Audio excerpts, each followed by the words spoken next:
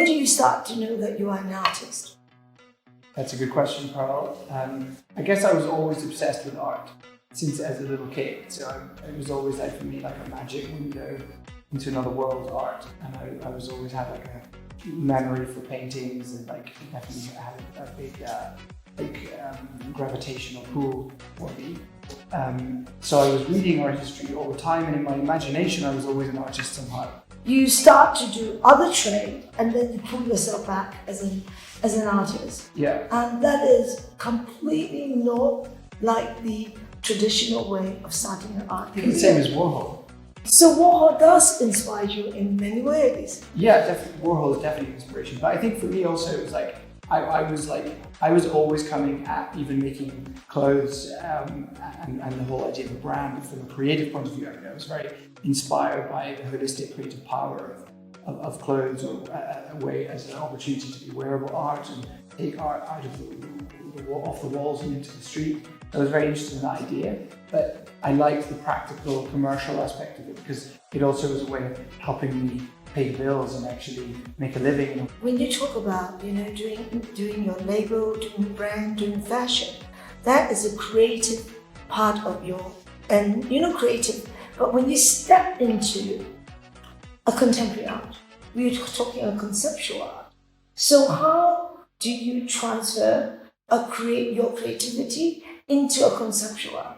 Well, for me, like I studied philosophy, so I did 4 years of studying philosophy. So for me, it was always coming from a conceptual point of view. When I was making wearable artworks, it was from a conceptual point of view. I was inspired by Duchampian theory. I can see the mood. Yeah, exactly. So for me, the act of even making wearable art or even presenting myself as a spoof band and like playing with the boundaries of things was very much an artistic expression. It wasn't, I was actually inspired by creativity and inspired by theory of art. Actually, I was having a dialogue with art history. It just happened that by having that dialogue in a more commercial space, I didn't get the full, let's say, visibility of the intellectual idea. So how do you actually link all this into your metaverse, to your NFT, to your painting, to your sculpture? Yeah, well, I think when we talk about also critical theory, for me, like a very important point, let's say if we go back to even pop theory, is the democratic spirit of making contemporary art, which breaks the boundaries of, let's say, hierarchy and tries to connect artistic spirit. Why even I love primary colour? Why is my work so connected to primary colour? Yes, there's a whole canon of art historical painters that are obsessed with like Leger or Colbert who have amazingly used primary colour. The essence of primary colour is something like going to the kids' classroom and seeing primary colours splashed around on the floor. It's just the power of the radiance of a sunflower. The way that you can, with primary colour, it's the power of colour and the power of that radiance of the pure elements. You want a lobster too, it's like your avatar. I mean, but why not a crab? Well, no, I was really into crabs and lobsters basically, because I would go to the And how about aliens from the sea.